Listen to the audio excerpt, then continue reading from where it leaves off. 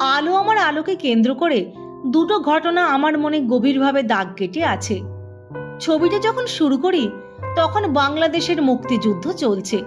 সেই সময় লক্ষ লক্ষ লোক ওপার থেকে শরণার্থী হয়ে কলকাতায় আসেন। তখন হঠাৎ করে কলেরা শুরু হয়েছিল।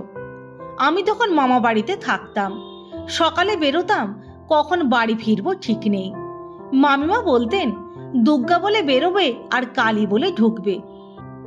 একদিন সকালবেলা সুচিত্রা অসিতবাবুকে ফোন করে বললেন, পিনাকি বাবুকে একবার স্ক্রিপ্টটা নিয়ে আমার বাড়িতে আসতে বলো, জরুরি আলোচনা আছে। অসিতবাবুর গাড়িতেই আলো আমার আলো স্ক্রিপ্ট নিয়ে সুচিত্রার বাড়িতে গেলাম। আলোচনা কিছু ছিল না।